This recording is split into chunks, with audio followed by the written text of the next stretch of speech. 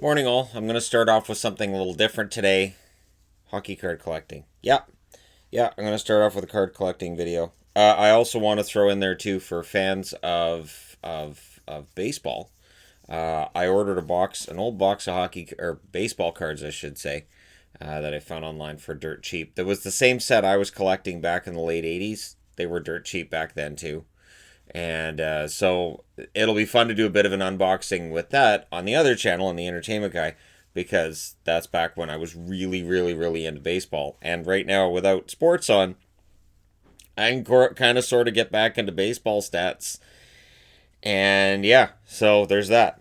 Now, I've opened one pack of Top Stadium Club 1991. I remember when these cards came out, and they were considered to be the cream of the crop. And rightfully so, to be honest. Now, everything back in 91 and 92 was overproduced like crazy, including Top Stadium Club. Now, the nice thing is, on the backs of all their cards, they have like the rookie card or the first card that Topps made, because sometimes O-Pee-Chee has the rookie card and Topps doesn't, because O-Pee-Chee had a longer or a larger run. There's some fun pictures here, though. Like, here's Mike Ridley, and in behind him, you can see Dirk Graham for the Blackhawks trying to make the check. And then on the back is Mike Ridley with the Rangers, and that's his rookie card. Mike Ridley's a heady center who gets to his destination in a hurry and knows what to do when he gets there. He has size, but doesn't throw his weight around. He's aggressive without being flashy and will take a hit to make a play. A fine playmaker and unselfish teammate. He's consistent, reliable, and a team leader. So again, the good thing with these is that if you're curious about hockey from back in the late '80s, early '90s, you're too young to have watched it, or maybe you're my age, you're just getting into hockey and stuff. These are great cards to use. This is Darren Pupa on the back. They've got again the first year card, and then it's the Sporting News Hockey Scouting Report. So they had like a Sporting News partnership with Topps for these. Strengths, good quickness, good size, allows Pupa to cover the net well, has tremendous ability to regain position quickly after going down to stop a shot after allowing a rebound. Good puck handling ability is getting better. So, the one that I find interesting in this, first off, Phil Housley. I always thought it was weird when they had the locker room pictures and they weren't on it, like they weren't wearing their jerseys or anything. So to me, that's kind of like a hey, I don't even know if he knew they were taking his picture. And then on the back, they've got his rookie card, where I'm pretty sure in the headshot down in the corner there, he might be 13. He looks about 13 there. Now this one I actually thought was kind of funny. So there's Gino Odjick on the front, right? Gino Odjick, and this was after his first year, and then on the back, I'm pretty sure that's the exact same picture. If it's not the exact same picture, it's as close as you can get. So it might as well say on the back, we have one picture of Gino, sorry. Strengths, Gino Odjick is a robust lad who burst onto the scene as a rookie with one mission in life to play rough and tough. He did just that with 296 penalty minutes in 45 games. True story. Odjick scored 7 goals, a surprise bonus for the Canucks. He's a team player who appears capable of advancing his game. And there was some belief among Canuck fans, myself included, that maybe this guy will score some goals. This is a guy that I'm going to be mentioning in a video I'm doing later on. Gord Murphy. And of course, Gord Murphy has, I'm trying to think, kids and nephews. There's Murphys in and around the game that are related to Gord Murphy. Strengths with 42 points. There's his rookie card on the back with the Flyers as well. Gord Murphy was the 5th in Flyers scoring last year. That tells something about his growing confidence on the back line, especially on the power play. I don't know why it says back line. Weird. Which produced 29 of his points. He also he has fine upper body strength and is quick on his skates. He's also an excellent passer and consistently clears traffic from in front of the net.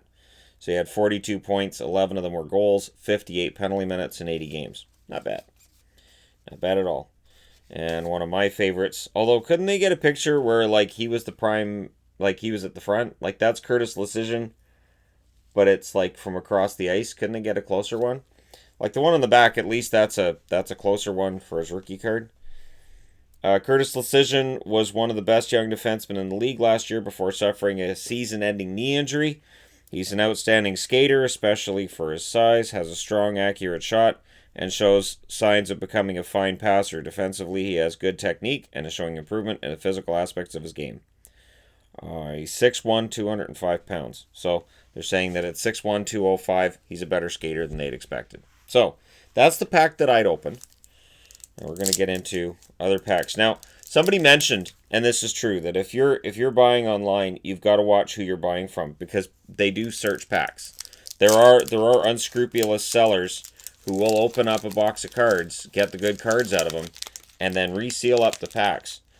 I just go by their seller rating, how long they've been online, and when you're buying these, what are they looking for? Because they're not expensive to start with. You're looking for what? Gretzky's you can sell for $1. It's not worth it to them to rip people off if that's what they're doing. Now, one thing you have to watch with older cards, some sets are like this, is yes, the cards will stick to one another. And I've seen complaints online where people are buying cards that are about 30 years old and these cards were stuck together. Yeah. It's sometimes it's the surface on these and sometimes you'll have cards that had gum in them. And if not properly maintained, the gum can be a problem. But what I found with these is that as long as you don't pull them apart too quickly, it's really not a big deal. Okay, so Mark Bureau, there he is wearing the 1991 Stanley Cup Finals patch with the Minnesota North Stars. Big fan of that. And on the back, there's another picture of him. He's wearing the patch on that one as well. Strengths, Mark Bureau arrived in last year's playoffs as a tenacious checker, working well with bigger line mates Basil McRae and Shane Churla. That's a brutal line. As the Stars went to the Stanley Cup Finals, he came to Minnesota in a trade with Calgary, where he played behind great two-way centers Doug Gilmour, Joel Otto, and Theoren Fleury. He's always ready and willing to muck it up, attacks well, and forces opponents to alter their game. So, 6 foot, 195 pounds. And playing with Churla and McRae, they're going to get a lot of points, but you're going to be pretty safe out there. There's Ulf Dahlin, which was that's the picture that they used on the cover of the box. He's just hanging out. I just take a picture of him, and on the back there's the rookie card. He's playing for the Rangers. Ulf Dahlin, of course, one of my favorite players. Let's see what they have to say about him and if I agree. Ulf Dahlin is a big, solid two-way player who played a defensive role for the Swedish national team, not a club usually associated with defense. He has some offensive firepower, having scored 20 or more goals in each of his first 4 seasons. He's excellent on the power play, handles the puck well well in open ice, and has a quick release respected by goalies league-wide. That's pretty close. Oh, here's a Canuck I remember that Canuck fans may very well remember or not, depending on how old you are. Dave Capuano. I do remember Dave Capuano playing for the Canucks. Big winger, converted from center earlier in his career, who takes care of his defensive responsibility.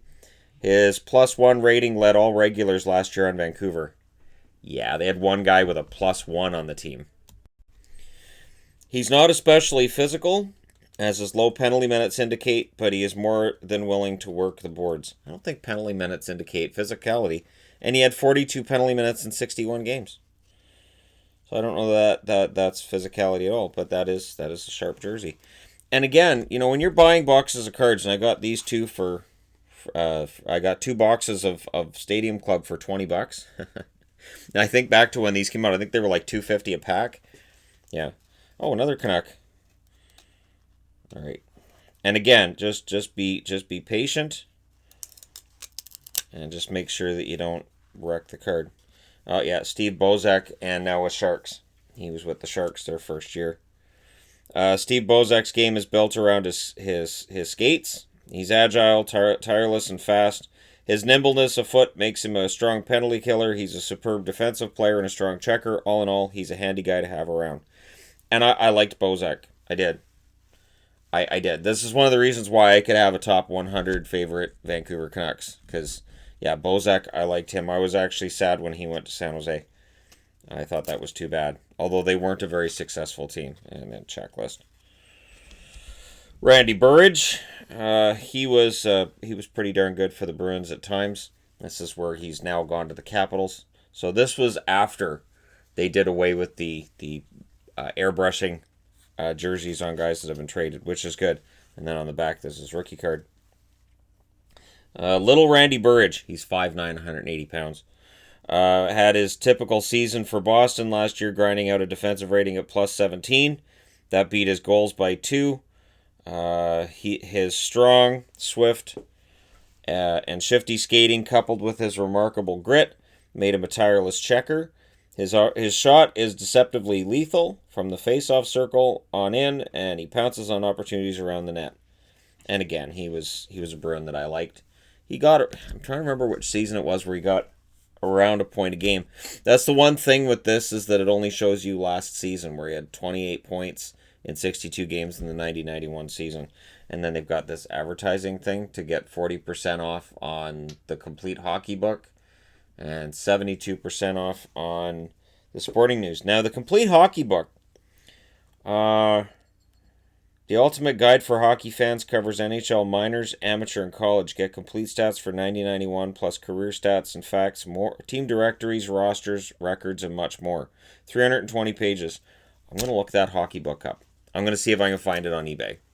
Because that's interesting to me. I've got almanacs, I've got Total Hockey, Total NHL, got a lot of history books, and those often have little tidbits of information in there that are really, really interesting. So that I'm going to try to track down.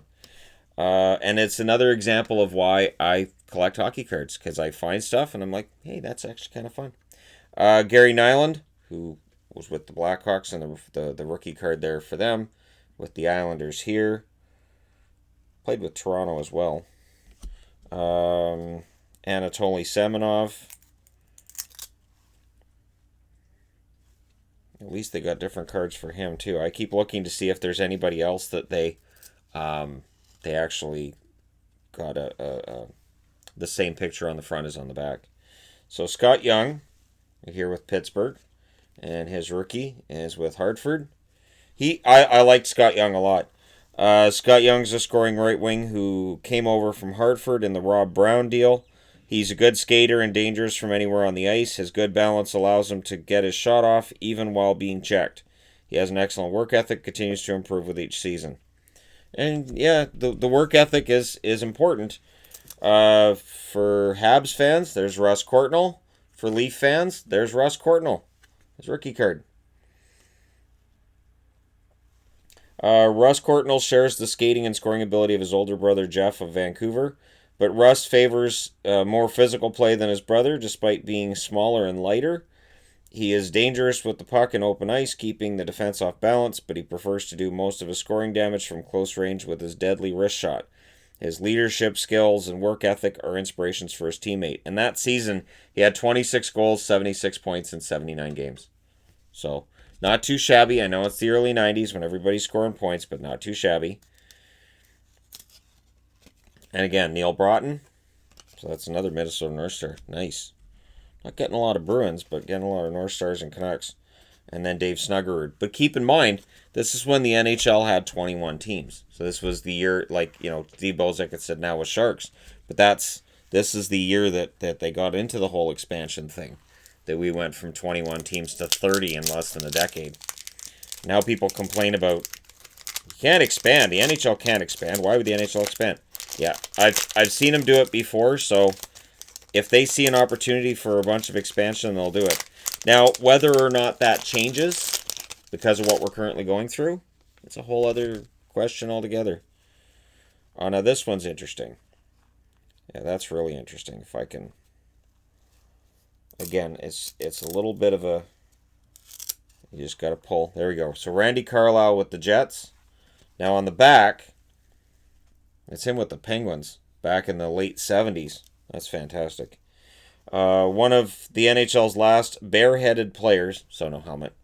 Randy Carlyle still has the savvy to keep his aging skills at a contributory level.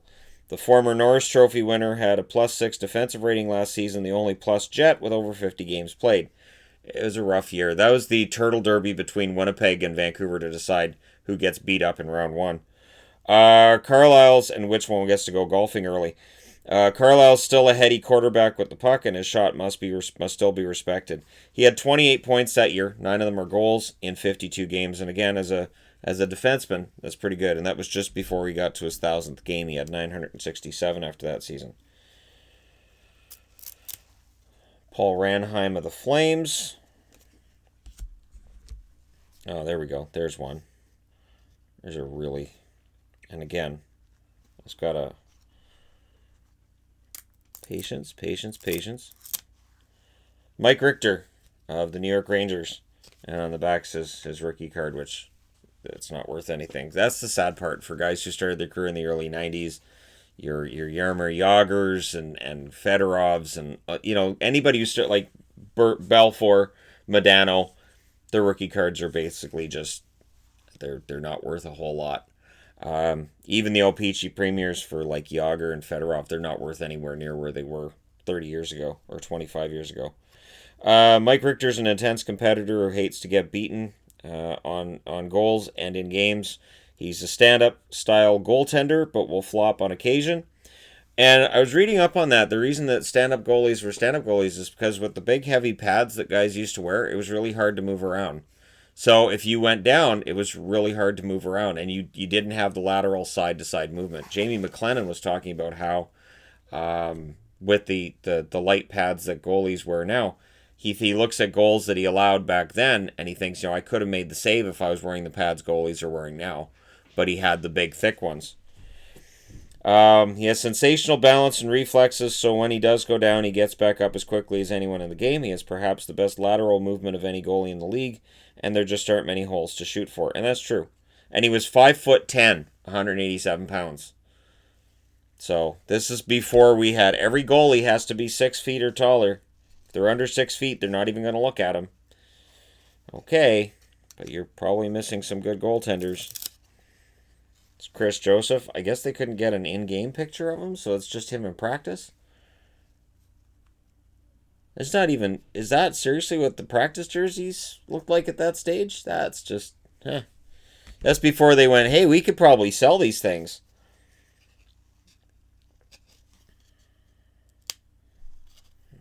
There's a journeyman card here, but I'm not... This one's... There we go. I got it. I'm not sure what people get upset about that about. Brian Glynn of the Minnesota North Stars. Huge, hard-nosed defenseman, 6'4", 224 pounds. Brian Glynn's one of the blue line anchors for Minnesota. He's cut from the same cloth as Flames' Jamie McCowan, and the North Stars believe he'll develop in the same manner as their own Mark Tenorti. He didn't end up being Tenorti. I have to say, nobody's Tenorti. It's Mark Fitzpatrick with the New York Islanders, goaltender. 6'1", 190 pounds. So yes, they would definitely look at him now. And again, it's the same ad. Every card pack has the same ad in it. Boston Bruins, Bobby Carpenter. And then on the back, it's Carpenter with the Washington Capitals, which is a really... I liked him. Fun name to say, one of those fun names from back then. Mikko Makala. So Mikko Makala. And then on the back... his rookie card as well, which I think is worth like about 50 cents. And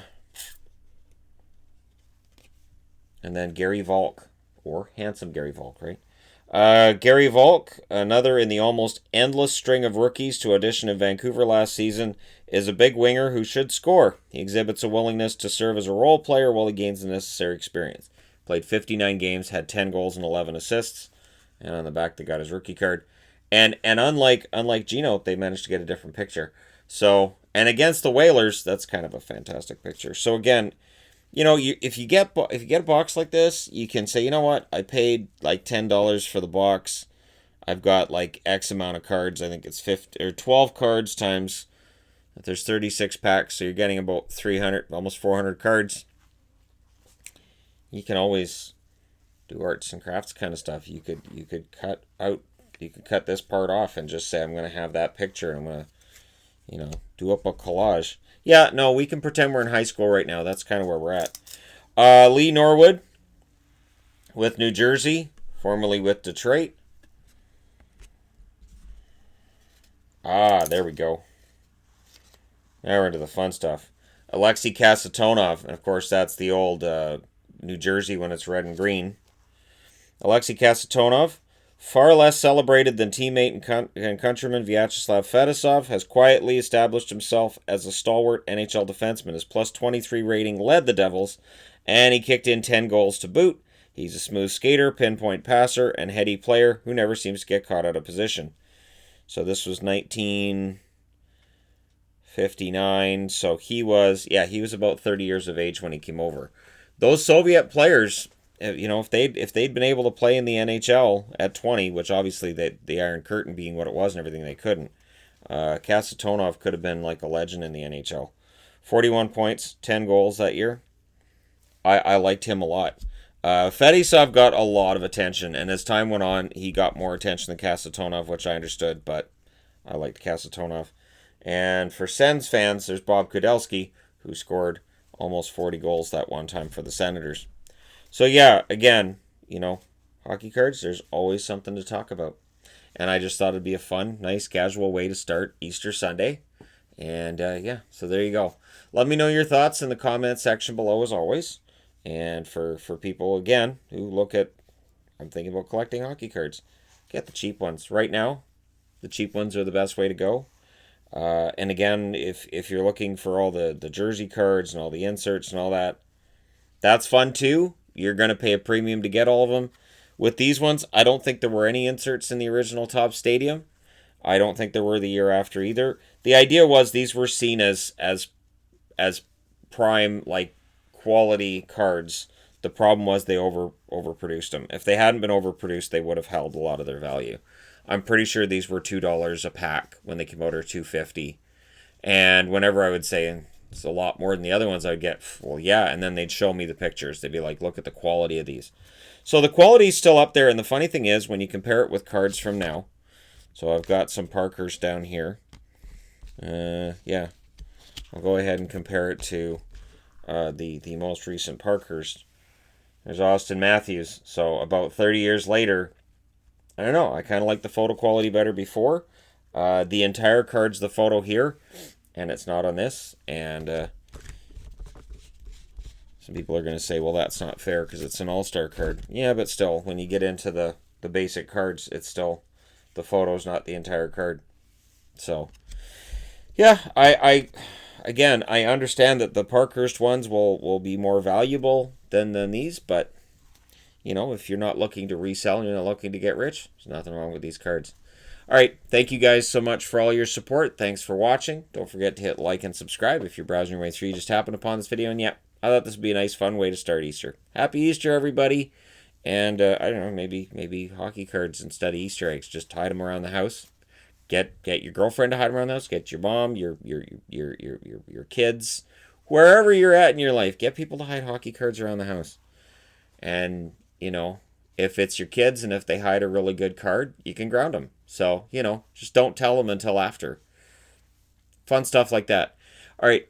Thanks again, guys, so much for watching and for all your support. It means a lot. Remember, stay home as much as you can. Stay safe as much as you can. And I will talk to you guys again very soon.